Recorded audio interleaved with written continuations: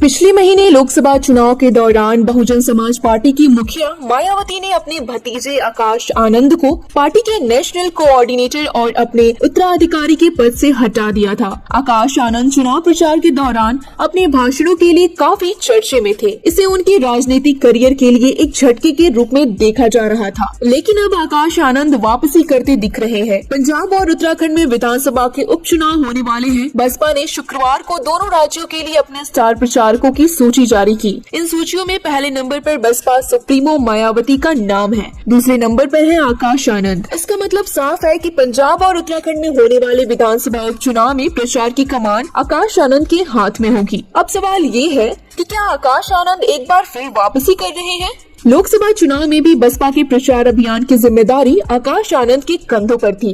रैलियों और सभाओं में दिए गए उनके कई भाषणों से विवाद भी पैदा हुए, लिहाजा मायावती ने उन्हें बसपा की नेशनल कोऑर्डिनेटर और अपने उत्तराधिकारी पद से हटा दिया था। उन्होंने कहा कि पूर्ण परिपक्वता आने तक आकाश आनंद को दोनों अहम जिम्मेदारियों से अलग रखा जाएगा। बसपा सुप्रीमो ने उन्हें पिछले साल दिसंबर में अपना उत्तराधिकारी घोषित किया था। आकाश आनंद को जब लॉन्च किया गया, खासकर यूपी में, तो उन्हें काफी अटेंशन मिल रही थी। लोकसभाओं में आकाश आनंद को सुनने के लिए आ रहे थे। सभी को लग रहा था कि बसपा अपने असली मोमेंट को वापस हासिल कर रही है, लेकिन आकाश आनंद के कुछ बयानों ने बसपा को काफी डैमेज किया।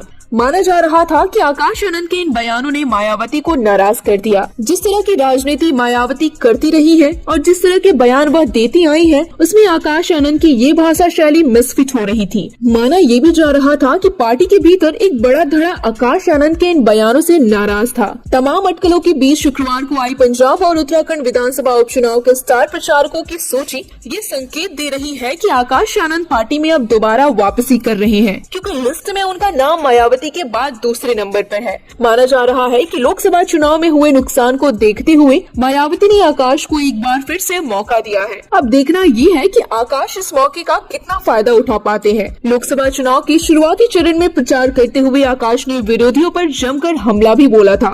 आकाश आनंद अपने आक्रामक तेवरों की वजह से लोकप्रिय हो रहे थे। यूपी में तबातोड़ रैली भी की थी। शिक्षा, महंगाई और बेरोजगारी जैसे मुद्दे उठाकर युवाओं के बीच में बैठ बनाने की कोशिश की थी। Special desk the revolve.